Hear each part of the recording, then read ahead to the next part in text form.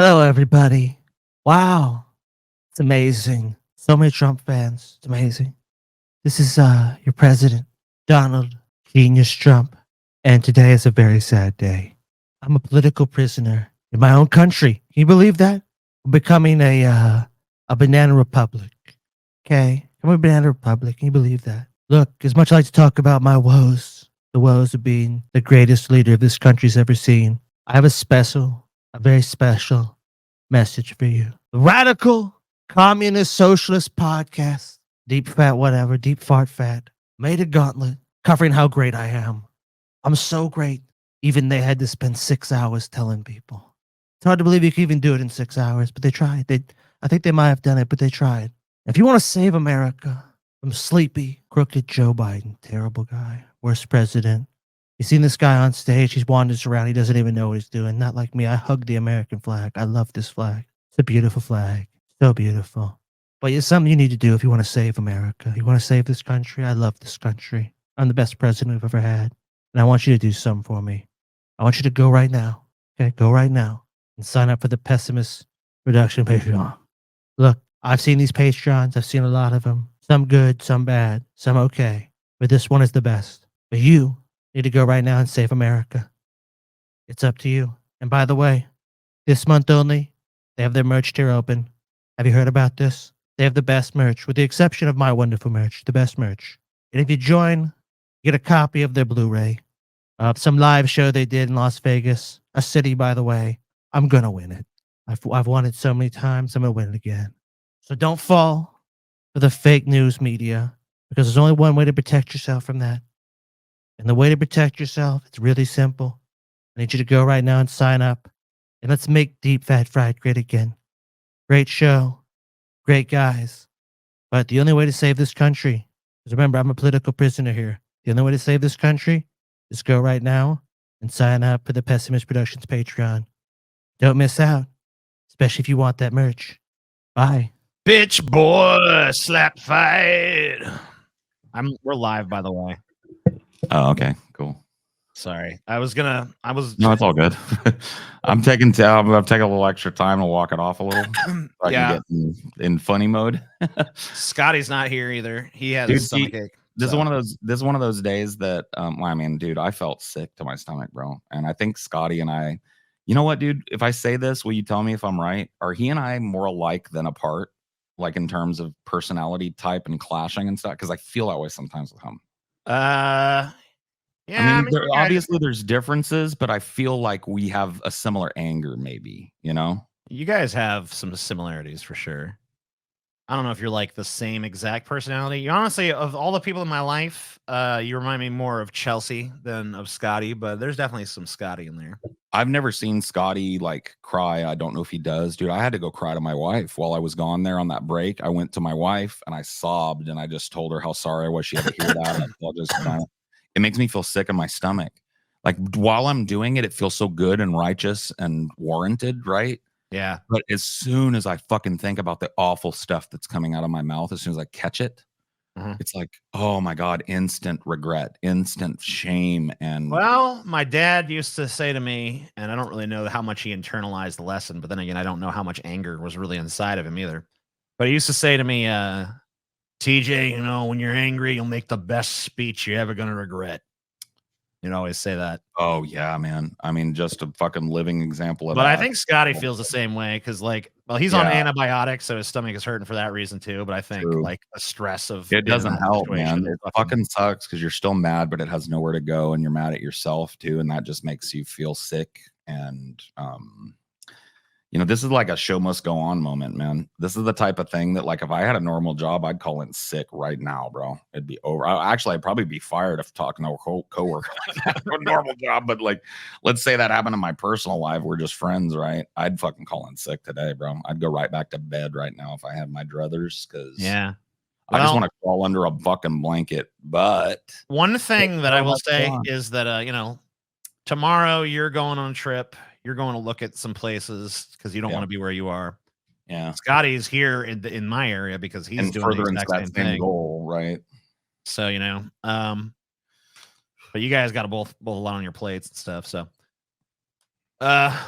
one thing I noticed about myself, and I don't know if this like reflects poorly on me or something. I kept looking at myself when you guys were fighting, and I had this look on my face, like. And then I think you were just the face of the audience at that point. They were fucking loving and it. then when you guys were making up, I had this look on my face, like. This is gay. I know. I'm just like, let them box. I mean, it's not like, you know, I don't know. Dude, if I was watching that, I would have fucking loved every second of it. It must have been great. What you could hear, we talked over each other a lot, so I feel like a lot of the good zingers, maybe hopefully some of the meanest stuff got lost in the sauce. I don't know, but I don't think so. I think they heard enough. A lot of them still think it was just fucking kayfabe. So, oh yeah, dude, I went on the subreddit when I was smoking right now in between these shows, and there was already a thing, and there was the top ranked thing was Fabe, and I was like. I just left it. I said, dude, unfortunately, no Fabe. It feels awful. You know, like I pinned that. So we'll see how low they downvote that one. Bullshit. I just pin everything I do there now because it takes away their little downvote button to make me disappear. You know what I mean? It's great. I love being in charge of things. It's fun. I thought it was fake till it moved to patrons only, and you didn't say. You were joking. Yeah. I mean, because, you know, usually for you guys, we would drop. Dude, I would never Fabe something like that. Let me just tell you, that was way too real. I said some awful fucking things about Scotty. I would like there's like saying some shit and memeing, and then there's that, dude. I would have never, I don't think I'm that talented of an actor, bro. I could never Fabe that kind of horrible hostility and anger. So, I mean, you guys do me honor by saying that I'm fucking talented enough, and I think Scotty's talented enough to fucking do that. You know what I mean? Because like, I might be a talented guy, but nah, dude. Sky's pin was pretty low blow. Yeah, that was pretty low. But you know, well, I mean, he told me my back was perfect. You know, like I was just trying to fucking, you know, sometimes you got to meet people where they're at. You know, he said something about my personal life that he knew because he was my friend. I said something about his. Yeah. And it was just all hurtful, nasty fucking shit and aid of nothing other than making us both feel like fucking garbage today when we have to do a show. You know? Well, at least this is our last show for a while. So, oh my God, I need it. I mean, I wish I didn't have so much to fucking do, but I'm really going to try and enjoy myself on this trip too. Well, you know, make it like a hybrid, half vacation, half looking for. I'm hoping I can make that balance happen. I really did. I splurged out and I got like a more expensive room. You know me, I usually like Motel 8, La Quinta Inn. I'm not a highfalutin guy. I paid for like a privately owned inn with a balcony that overlooks the ocean and shit for me and Amelia because we haven't gotten on a romantic kind of thing in a long time, you know.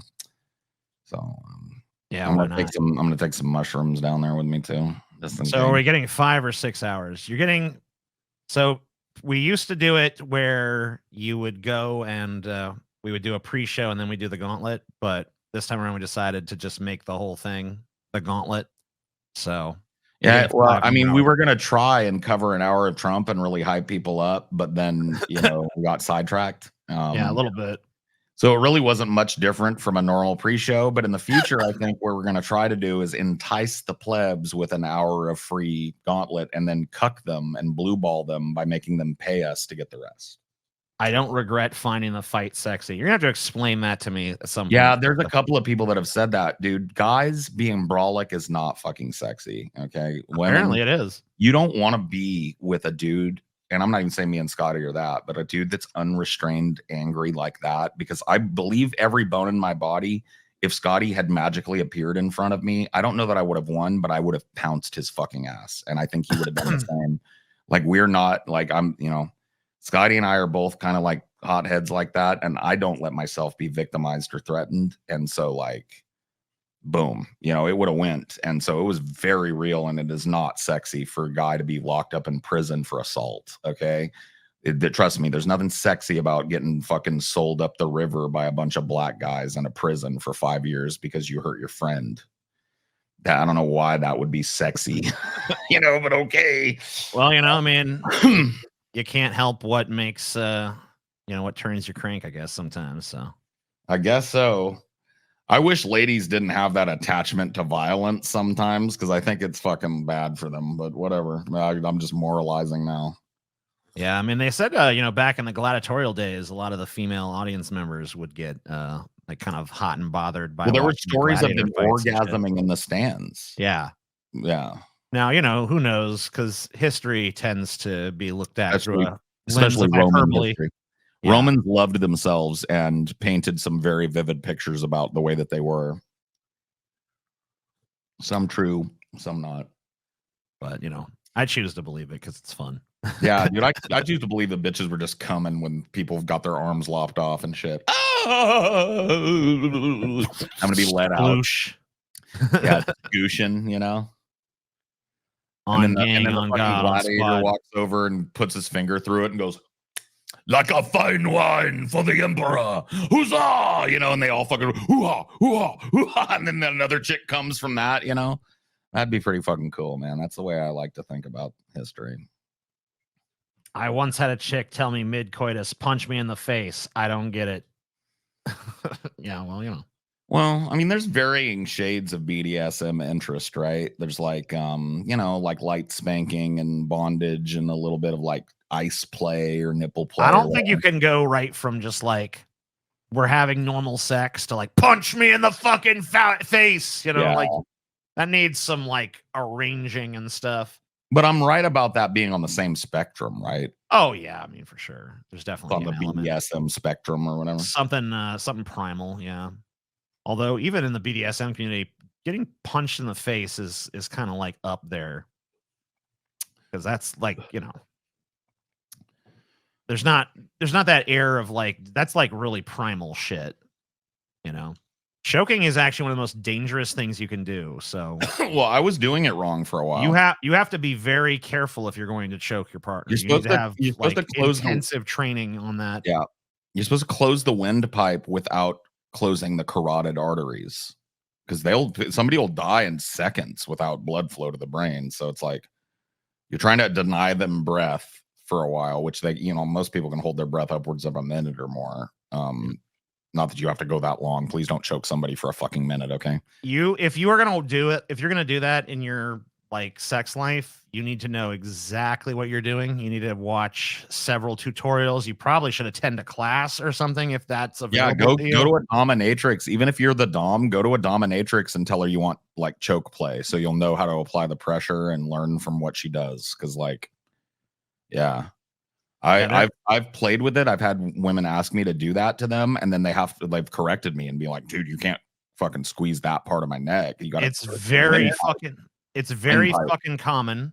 Yeah, it's a very common kink and stuff, but it is a very dangerous one. It's more dangerous than a lot of the stuff that people think of as more dangerous. So that's just a public service announcement for anyone out there considering adding that to their. Like David Carradine died from that shit, right? Well, his was a little bit. I mean, his was autoerotic. Same principle, though. But yeah, it is essential. Essentially, I mean, and he died. I mean, that was it worth his life? Probably not. Probably a good nut, though. I imagine. I mean, yeah. I hope he at least busted a good nut before the Reaper came and did they release? Was there a load on the ground in front of him when they found him hanging? I have no idea. I wish they'd release that whole crime scene thing. Can we do an FOIA request? Because I want to know if he came or if he realized what was happening at the last second and pulled the nut back. Yeah, he died in another country, so I don't know. That'd be tough. No, I don't know if it's I don't know if he was an American citizen though, wasn't he? Yeah. So I mean, there might probably be have to have a death certificate or something. I have not done a deep dive into the circumstances of his death, so I'd have to like look into that or whatever. I looked into it as deeply as I could around the time it happened. He was found on his knees in the closet, naked, with leaning forward against a belt that was hanging from the coat rack of the closet. Yes. That's what I remember from it. And he was just kind of like slumped forward, purple from the neck up. Obviously, he had killed himself that way, but he was nude. There were signs he had been masturbating. I don't know if that means that there was a load in his hand or, on. There was some speculation that another person may have actually been involved, or that he was murdered, maybe. and set up. Well, a lot of people think that there was not necessarily a murder, but that there was another person there, like a prostitute that And like a cover up ensued or something. Yeah, that she might have been protected from any sort of repercussions or whatever, but who really knows? I saw that movie. That movie I was asking you if you had seen, Late Night with the Devil. Yeah, I did not. I went and saw Kingdom of the Planet of the Apes last night, though. I seen that too. That was pretty good, I thought. I actually really like those ape movies now, dude. I don't know. No, like, they're pretty tight.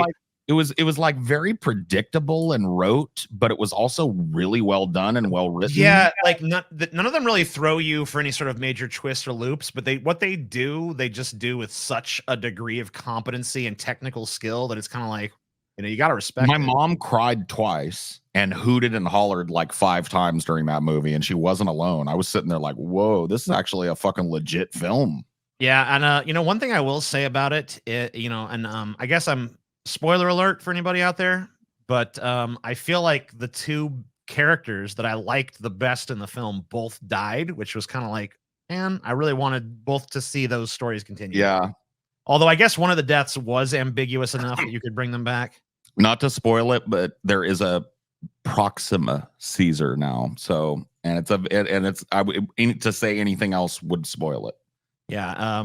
It takes place closer to the timeline of the original Charlton Heston movies. So pre-apes inventing medicine and modern technology or reinventing it, but after the time of Caesar and the establishment of it's like thousands of years in the future after that, closer to the timeline of the original Planet of the Apes, which is what I'm wondering. Like, clearly, I don't know if you felt the same way after watching that movie. They're setting up at least a trilogy. Yeah, I mean, I think that especially with its box office success, there will be a follow. But the movie just reeks of it at the end, right? It's like, yeah, we've made it, but not really, because there's a wide world out there, and who knows what fucking Noah will face next, right? Yeah, I thought his character art was really great. I mean, like, just you look at like how he is the beginning, how he is the end. Let me tell you 4 great performances in this film, okay? Yeah. And we'll see if you agree. These are the 4 best, the 4 standouts for me. Noah, yeah. The orangutan, yeah. Can't remember his name, Nala or something. I don't remember his name either, but he was great. Say Proxima Caesar, absolutely. And William H. Macy. Yes, he was great. And maybe the gorilla too, who was fucking wonderful as well. He was terrifying. Very, very ominous. Dude, there was that scene. Remember, it was like the girl, the human is sitting in that cave in that room, and William H. Macy goes, "It would behoove you to come with me," and blah blah blah. And she says no, and she just doesn't listen. And he goes, "You're throwing away a great chance." And he slams the door. Right, there was a jump scare there. Did you catch it? Yeah. Yeah, he slams the door and she's sitting there behind, and there's a window slit in the door, and all of a sudden that gorilla's fucking eyes are there. He looks in all of a sudden, and his eyes, you know how animal eyes shine in the light? You see that. He's huge, so he's just looms into the door frame, and he's like, and I was just like, what a moment in that movie. It's just so smart. It's so smartly well written and so well executed. I usually hate Raka, that was his name. Yeah. I usually hate CGI fests, but the CGI, the facial expressions on these monkeys are so good. I'm going to go ahead and just say it. After all the fucking fuss and aplomb about what James Cameron has achieved with CGI, these movies have better CGI characters than the Avatar films. And that's just kind of crazy to me. I know you guys didn't want. I'm trying to give Scotty a little chance to fucking settle his stomach and come into missing the Trump stuff.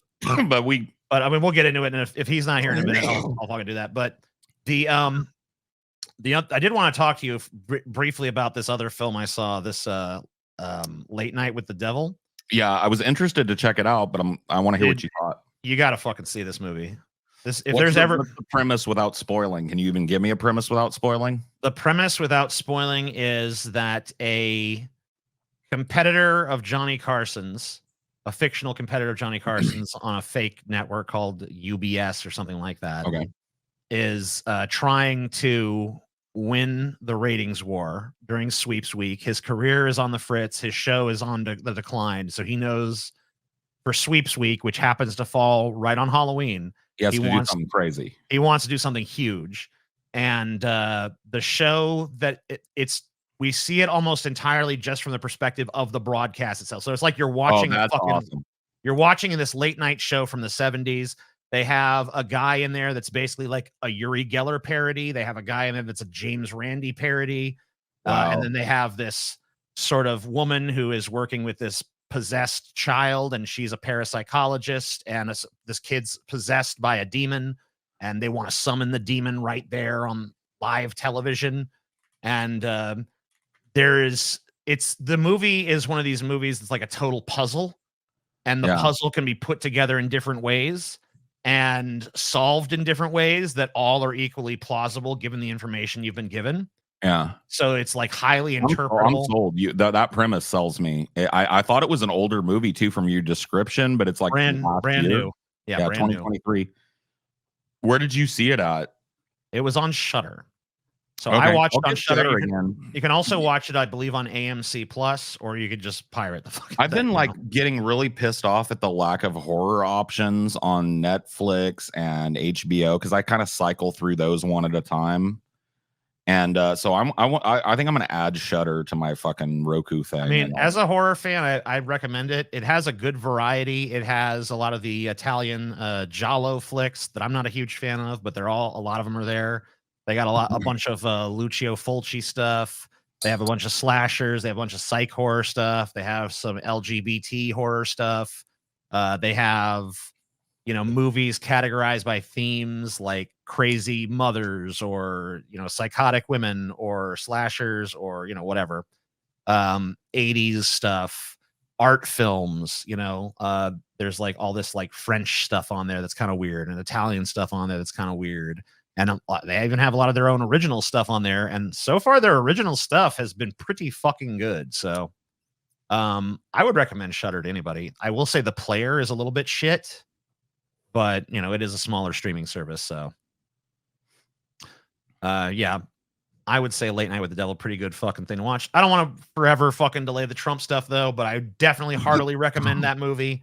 Yeah, especially someone like you, Paul, because I know you love movies that are labyrinthian. And it's crazy because the movie has a very you're watching a late night talk show, so it's a very forward-moving plot. The premise is straightforward, but the movie itself takes a turn that's all the info. So I don't want to give away too much, but with the information you're given sort of multiple paths that your brain can take to figure out what the fuck you've just seen. I like that. Nothing is clear. It's not clear. Was there a demon? Was there a ghost? Was there hypnosis? What's happening here? Yeah. And it's all sort of a total mystery, but a lot of fun. We need to see Taylor and Scotty in a boxing match. Sure. All right. So we're going to start with Trump's early life here. Oof. This is actually pre-Donald.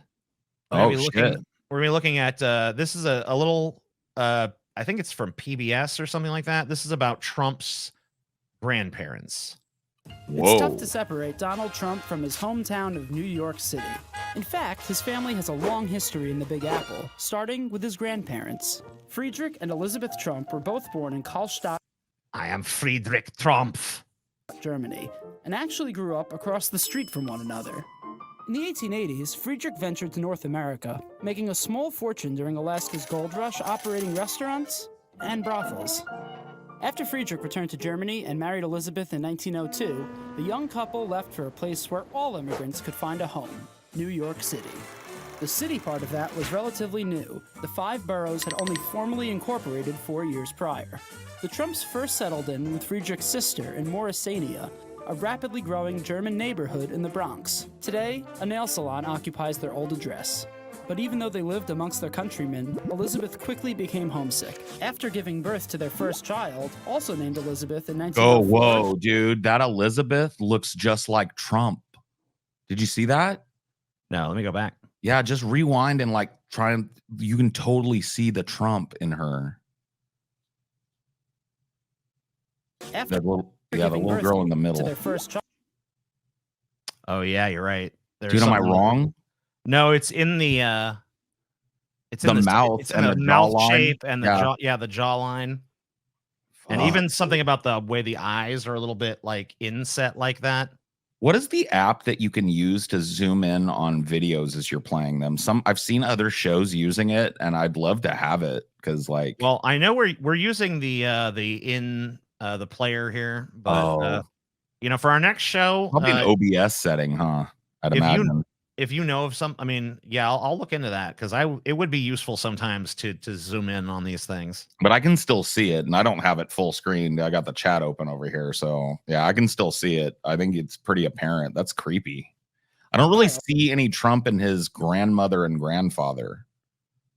Yeah, but it's definitely in the Elizabeth, though. Oh shit, that's Also Trump. named Elizabeth in 1904, the growing family traveled back to Deutschland. But the German government wouldn't allow Friedrich to regain his citizenship, claiming he had only left for America in the first place to avoid the German Empire's mandatory military service. So, back to New York it was. They found their next home again in the Bronx, an apartment building that still stands today. Now home to a liquor store. Elizabeth soon gave birth to their second child and first son, Frederick Christ, although he was known as Fred from an early... Frederick Christ? Wait, Fred Trump's middle name is Christ? Dude, his fucking aunt looks way more like him than Fred Trump. I can see a little Trump in Fred Trump, but his sister looks way more like him. A third child, John George, would be born 2 years later. To provide for his young family, Friedrich set up a barber shop in Lower Manhattan, shaving and trimming men of finance at 60 Wall Street, now the headquarters of Deutsche Bank. But Friedrich wouldn't be satisfied with cutting rich men's hair for long. He wanted to be the one in the chair. So, in September 1908, he bought his first property as an investment, a 2-story dwelling in the Woodhaven. Dude, I wonder if neighborhood Trump's of ever Queens. tried to buy that Deutsche Bank building so that he can have like what his grandfather. I would do that if I was a billionaire. I'd hella be like, fuck yeah, my granddad used to shave people's fucking faces and shine their shoes here, and now I own the fucking building. I don't think that Trump is a creature of much sentiment. You don't think so? Maybe. Even like self-aggrandizing sentiment, like, look how rich I am. I was able to buy what my grandpa couldn't have, blah, blah, blah. Maybe just like my grandfather used to cut hair here and now I own the fucking building. Right. That's how I would feel. I think Trump's got a lot of that in him. Maybe. I don't know. Maybe I'm reading him wrong. No, I mean, you might be right. There is definitely like an ego stake component to that. To supplement his income, he took up a job as manager at the German-owned Medallion Hotel in Midtown Manhattan. The hotel has since been demolished, and the property now exists as a parking lot. Oof. Soon after, the whole Trump family moved to Queens to be closer to Friedrich's real Trump estate family in interests, shambles. settling in a 2-story house in Woodhaven. Still a house today. All was good for the Trumps. But like many German immigrants in the U.S., they faced extreme bias after the outbreak of World War I. To appear more American, Friedrich Trump... They were the fucking yeah, I know. aggressors, you know, so the Huns were pretty fucking bad, you know. Trump became Frederick Trump. Interestingly, his son... Wasn't it Drumpf, though? Why didn't they put Drumpf? I don't know. I think that might have been something earlier on in the story. I don't know how true that Drumpf shit is. Maybe it was. Trump would go on to further reject his German ancestry, claiming the family was I always Swedish assumed it in was order to true appeal because to it wasn't funny. So I assumed they were just throwing it out there because it was true. Drumpf. Yeah. Jewish renters, a claim continued by his son well into the future.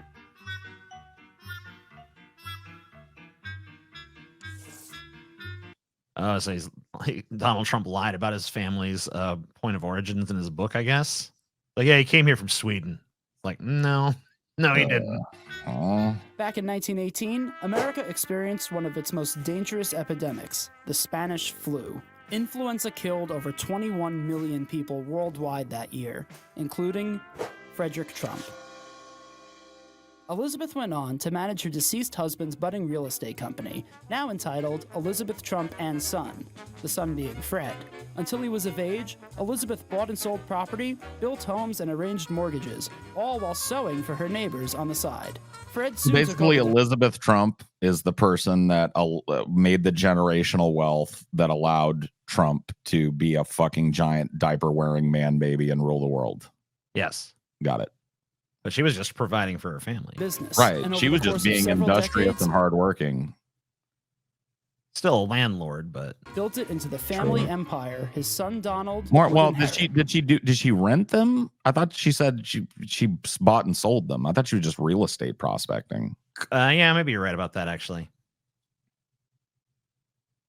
Oh, I guess that's it. Oh, well, that's actually interesting. You never hear anything about Elizabeth Trump. You always hear about Fred, because I think that's who Trump has lionized. But I mean, I know we've talked about it here. Do you remember how Fred Trump's life ended up, right?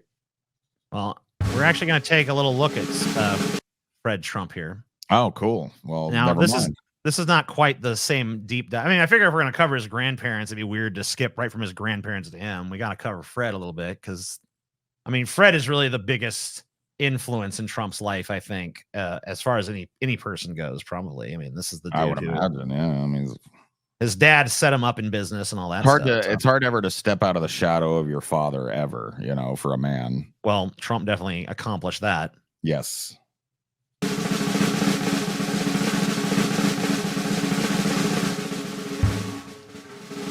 However, I guess we got to read some stuff here. However, a New York Times investigation of confidential tax returns and financial records reveals that President Trump received the equivalent today of at least $413 million from the real estate holdings of his this father. small $1 million loan is another lie. Of course.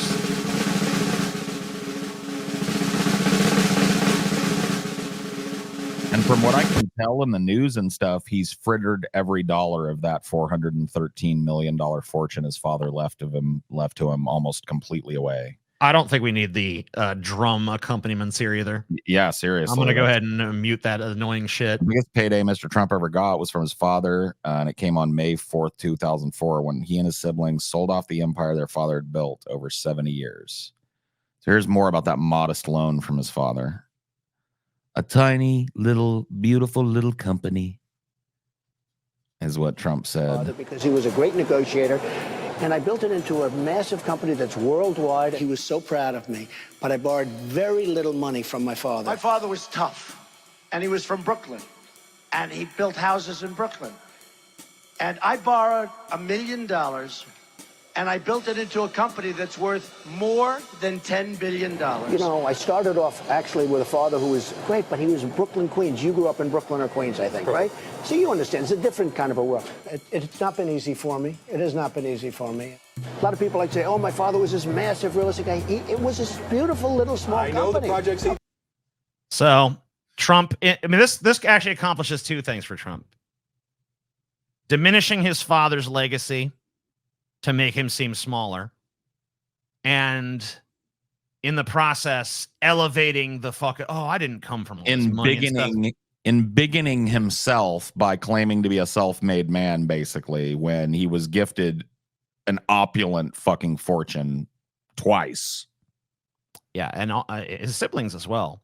I mean, it seems like they pretty much liquidated their father's fucking holdings. Well, I'm not aware of his siblings running I'm a self-made business tycoon grift, though. I think most of them were content to just take that money and be like, I'm good. Yeah, I'm wealthy for the rest of my life. I can live wherever I want. I can buy Donald wanted a legacy too. He needed power because he had to step outside of that Fred Trump shadow. Look at what Fred Trump built. Look at all this money. And he came basically from dirt. He and his mother came from dirt. We just saw they grew up in a fucking laundromat. Beautiful little tiny speck of a company. Tiny little beautiful company. Gave me great knowledge. Didn't give me a lot. And later on when he passed away, give me something. But I have brothers, sisters. My father didn't have that kind of money where he could give that kind of money out. My father didn't want me to go into Manhattan, and he said, son, that's not our territory. We should stay here. That's not, you know nothing about that. But I want to build big buildings, Pop. Because he was from Brooklyn and Queens, where we did, smaller things. And by the way, when my father passed away, remember, I have a total of 5 in my family. So we have brothers, sisters, split. I have all these people writing books about, I got this, I got that. I got peanuts. And when my $146 million worth of peanuts and counting. father died, by that time I had already built a great fortune. And my father didn't leave a great fortune. It was Brooklyn and Queens real estate, and it wasn't a great fortune. But now what they Brooklyn do is, and Queens real estate, just some of the most expensive real estate in the world. Even then, yeah. Yeah, I mean, and this is just Donald Trump's share. Right. The numbers you're seeing is what they sold for, and he got a quarter of that each time. Like something like that, yeah. They're keeping a tally up there. it up like, oh, he left Donald money. And my father never gave any money. When my father passed away, he gave some, but by the time he had passed away, I had Look already at these peanuts, man. That's a lot of fucking peanuts, though. I'm not gonna lie. Man, I wish I had those kind of built peanuts. my business. I built this empire.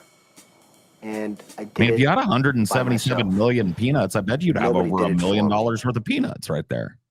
Oh yeah, and he sure did. So the myth of a self-made man, and you know, a lot of these billionaires do this stuff. You look into the origin stories of their fortunes. They always come from wealth, and they always have some justification for why. No, I didn't inherit this. I built this. I made this all on my own. It's like, okay, granted, you were able to take the fortune you had and make it into something bigger, but you're playing the game on easy mode when you start out with a fucking $200 million fucking dollars. Okay. Oh my God, dude. You're playing it on beyond easy mode. And if you look at him now, all these things saying Trump is functionally broke on paper, he's got nothing but debt. He's frittered away that fine fortune that his father made and his grandmother made into a power fantasy that's ever more buffoonish as his diaper swings pendulous and full between his legs. It's fucking crazy, bro. The amount of shame that would hang over a normal person if that was true about them. But like, the man knows no shame, you know? I have to take a piss. I'll be right back. But you can play this if you want. Okay, yeah, okay, fine. I'm going to play this. I don't know what it is or what it's about, but we're going to take a look.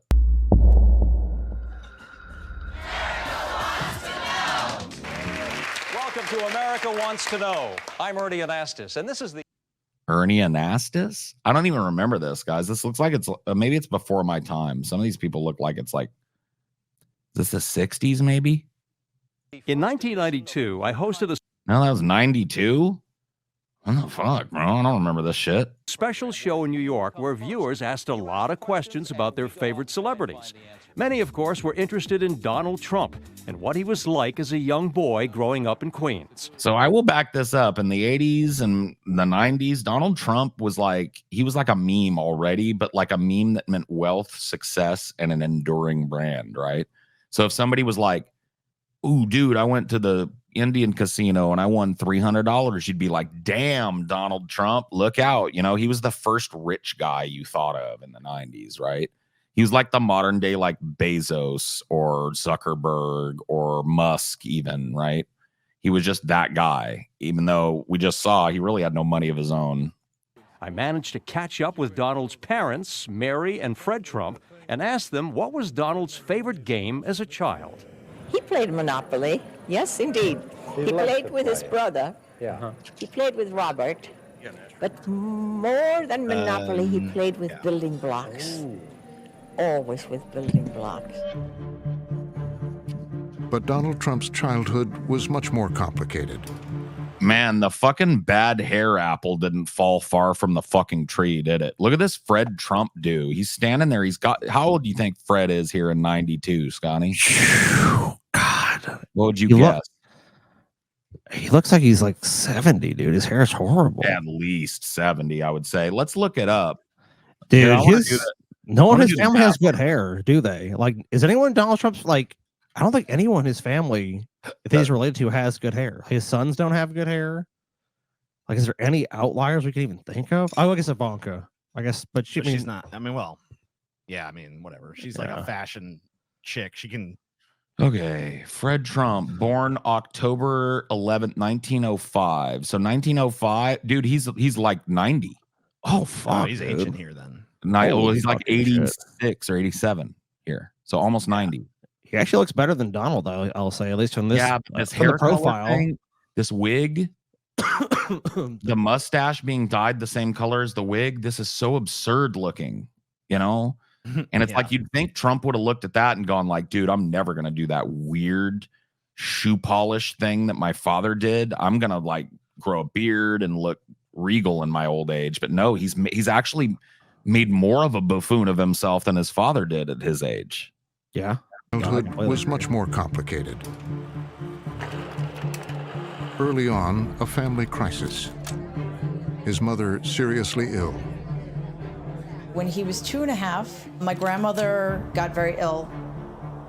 Donald, who was at a very, very critical point in his development as a child, was essentially abandoned by her. He may not. A lot of rich kids abandon their kids. A lot of rich people abandon their kids to be raised by maids and staff and shit. Oh yeah, au pairs and fucking nannies and whatnot. Yeah. Entirely trust women. Our dad had a thing like that. Our dad had some kick that was like me and TJ were like, and our mom was gonna have a butler, and we're gonna basically be raised by a butler. So it was like, did you guys ever have any like staff other than that? Did you guys have like a nanny, an au pair, a driver? Yeah. You guys had that shit? Mm-hmm. That's crazy.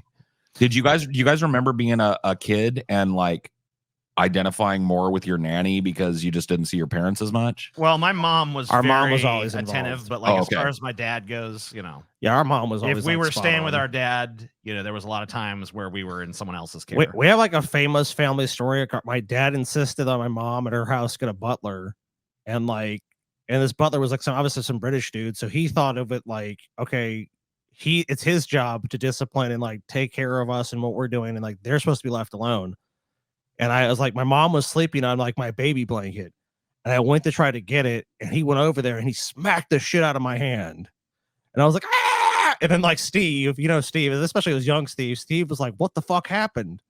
And I'm like, the butler slapped me. And Steve like ran up the stairs because the guy would have gone upstairs. He grabbed he made the guy come down, apologize to me, and he held the guy off like the edge of the stairs. He's like, I want to fucking drop you if you fucking touch him again, you little son of a bitch.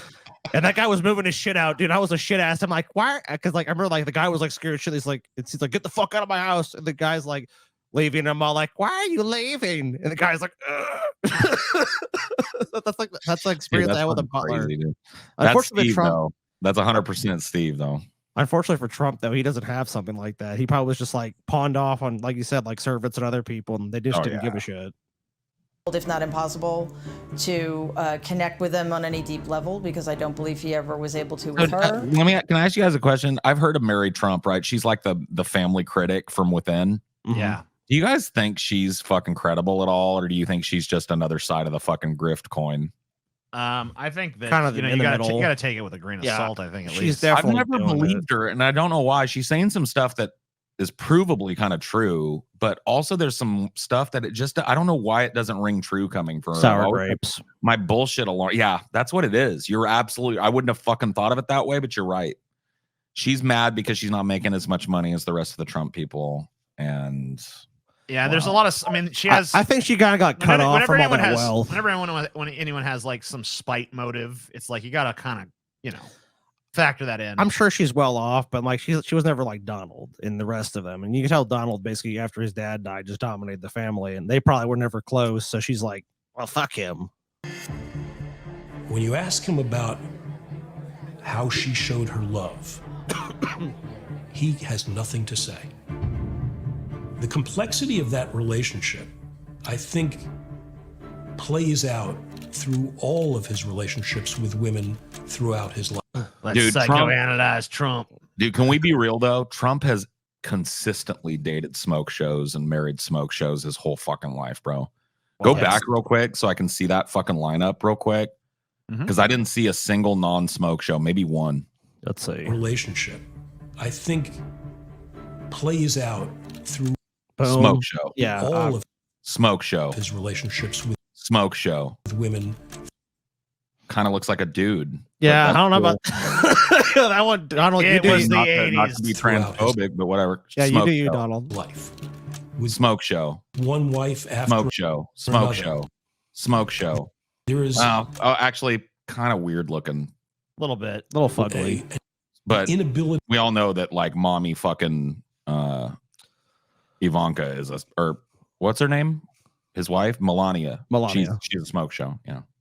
Oh yeah. I mean, we even said that. It's like if Trump They wins, all like busted. My man, dude, I would love to see what you jerk off to, let alone what you put your dick in.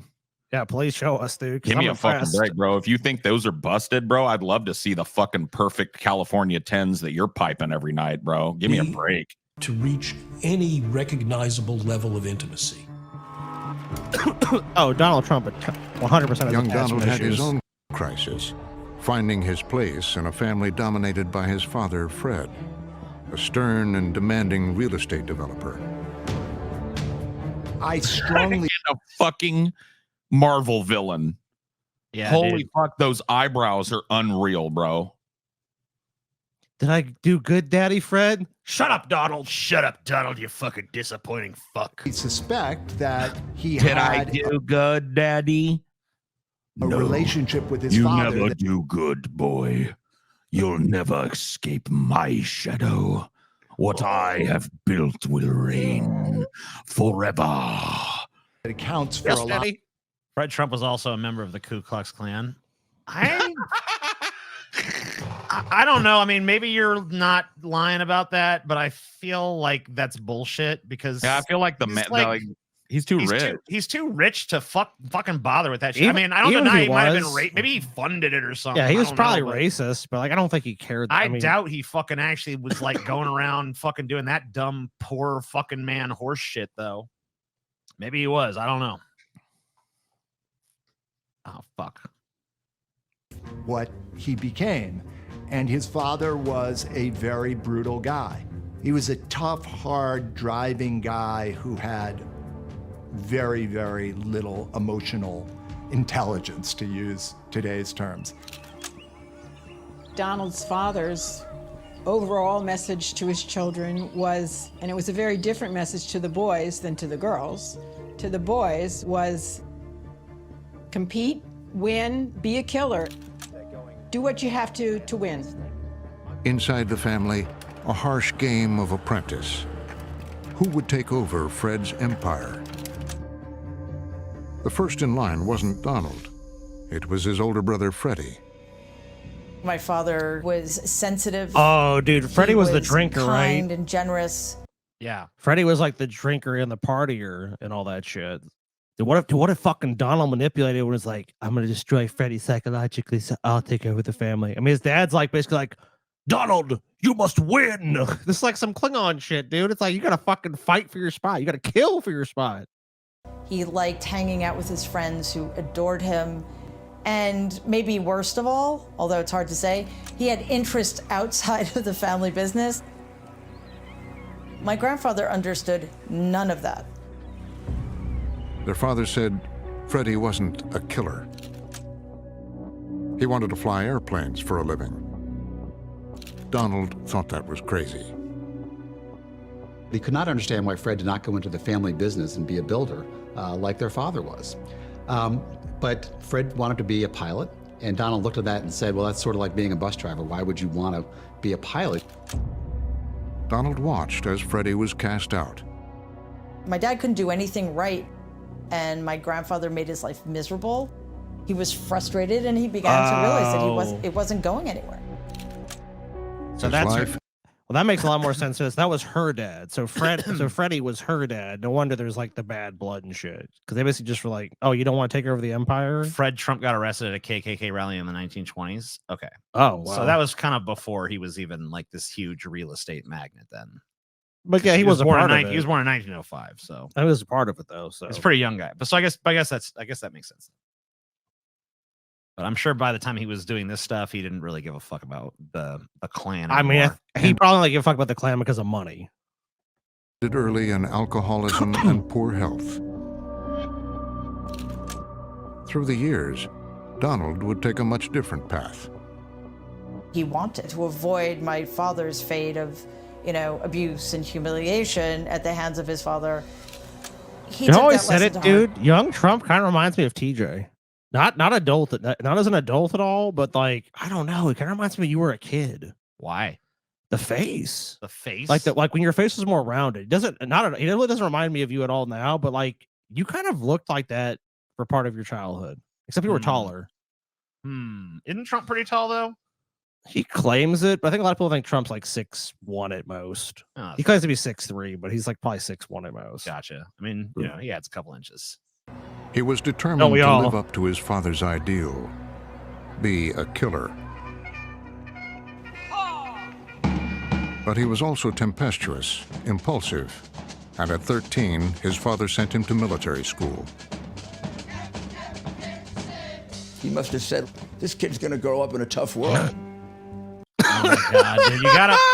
You guys got to put up like a Giuliani warning before you do Trigger this warning. shit. Yeah, there needs to be a Giuliani trigger warning. I'm not even a big fan of trigger warnings, but if it's going to be the ghoul himself, then come on. Yeah, you got to put like a thing on the bottom of the screen. It's like, warning, Giuliani will appear on screen in 10, 9, 8. You know what I'm saying? Like, I need some advance warning before What's on his lips? Oh, what is on his lips? the blood of his victims. I don't know. I don't Really know. tough. It's weird. Yeah, like maybe it's makeup. I don't know. Yeah, it's all shiny. If I want him to succeed, he's going to have to be tough. He talks about it as almost this rite of passage. He said to me that when he arrived at the military academy, for the first time in his life, someone slapped him in the face when he got out of line. It would be a 5-year lesson in how to be a bully. Donald Trump yelled at his classmates, he pushed them around, he even used a broomstick as a weapon against classmates who didn't listen to him when he told them what to do. That sounds right. All of that sounds pretty correct. Put Donald in authority in a regimented environment, and he basically abuses his authority constantly. I just can't believe it. Dude, Donald Trump probably was scared shitless initially, and then realized like, oh, wait. I can be a fucking complete asshole and people have to listen to me. This is awesome.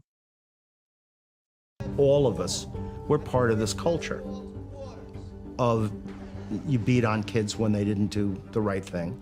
You got hit, you might have gotten slammed against the wall, you were put you got put This guy's got brain damage from them days. Donald probably beat the shit out of him, dude. The broom handle. officially into fights.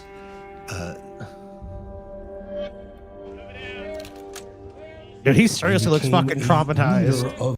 Like, that was fucking, that's sad, man. He's like thinking about his time with Donald Trump in the military academy. He's like, you got beat and it's like, oh shit, what happened here, Just man? fades off. The cadets. He became one of the student leaders who had a number of kids under him in the dormitories, and he ruled the dormitory life with an iron fist. Shocking. Inside that brutal world, Donald had found his place. His mother told me that he was never homesick. He loved it. He loved all that stuff because it was also really... Yeah, because at home, he was Fred Trump's little fucking bitch.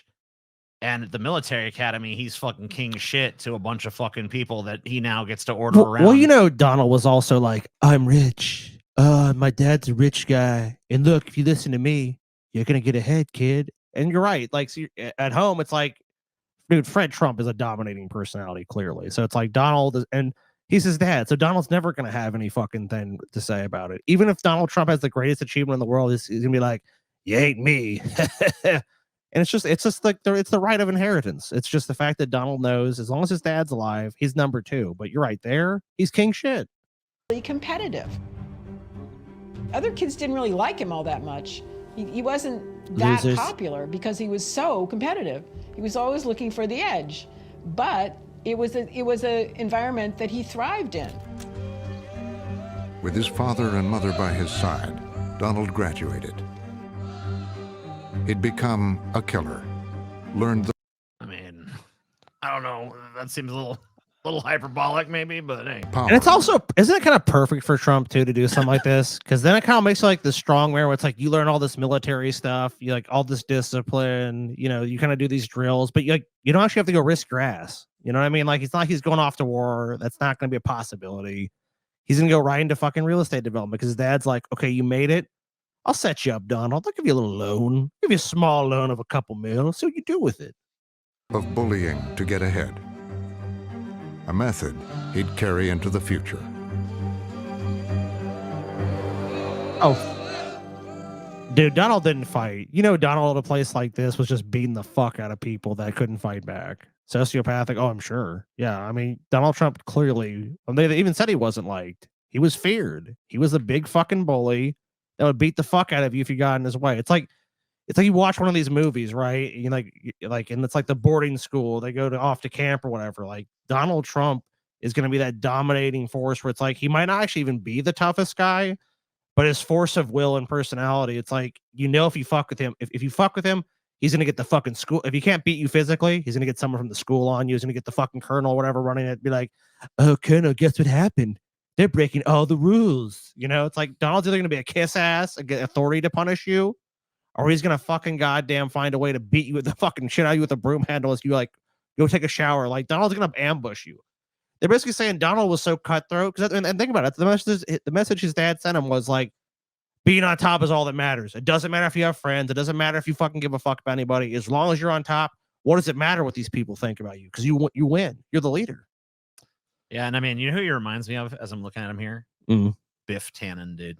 God, you're right. He looks like fucking Biff Tannen from Back to the Future. I bet you he fucking acts almost identical as well. Yep. Couple toadies bullying everyone around him he can.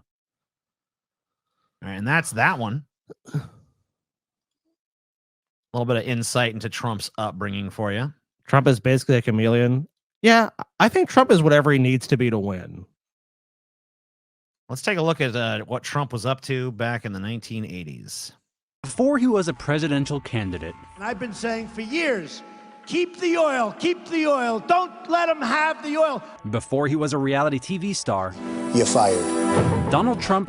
Wasn't Biff based on Trump? I've never heard that, but let me see. Dude, I wouldn't be shocked if it was true. He's very Trump-esque. He really fucking is. I think when Biff was rich in Back to the Future 2, he definitely was, but I don't know. Yeah, I mean, that was almost undoubtable. Back to the Future screenwriter Bob Gale has revealed that Donald Trump was the inspiration for Marty McFly's arch nemesis Biff Tannen. Well, okay. Okay. I may confirm then, right? All right, then. I had no idea, but yeah, it all fits. Was a New York tabloid fixture. All through the 1980s, Trump. They are very similar personality-wise, extraordinarily. I mean, Biff has a fucking endless sense of entitlement. He just thinks that everyone, I mean, both of them just fucking, I mean, they're both bullies. They both fucking get their way through fucking aggression. They both collect toadies, little fucking weak people who are just like, oh yeah, yeah, Donald's right. Oh, Biff's right. Yeah, Biff. You're right, Biff. And if those people were fucking dangling off the edge of a cliff, there's like no chance fucking Biff or Trump would fucking lift a finger. Only if it somehow benefited them. Like if there was a crowd to watch them save them, then maybe. But that'd be about it.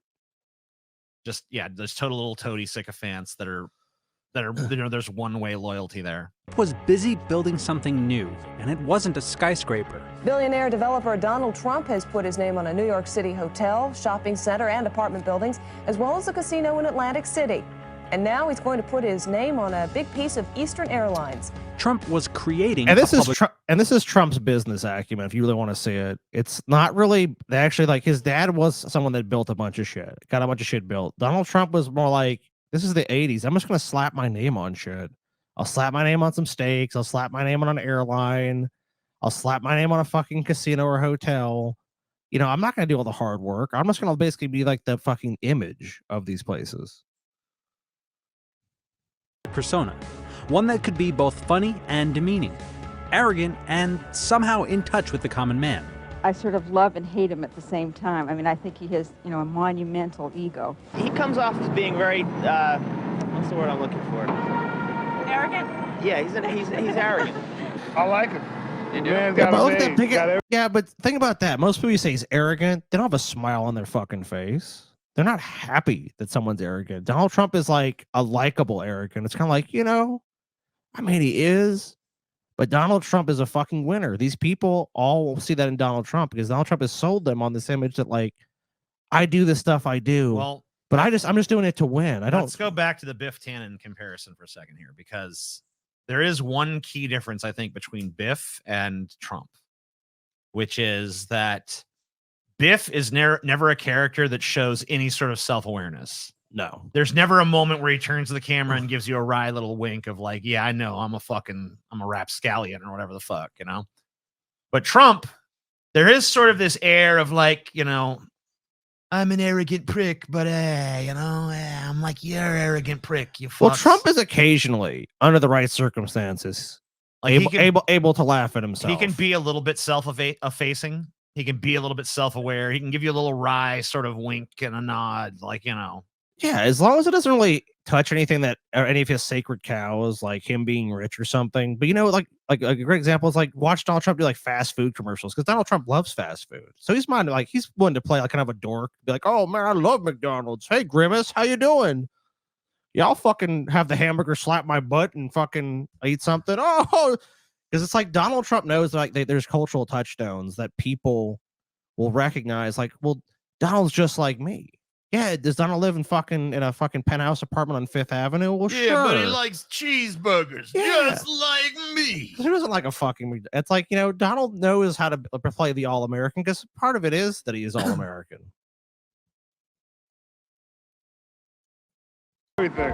He often did this by picking fights. He said, I think Donald Trump is an artful liar. I think he is a greedy, vicious, and arrogant man. Well, I don't know, is that supposed to be a compliment or not? I'm not sure. He waged a years-long battle with New York City. See what I mean?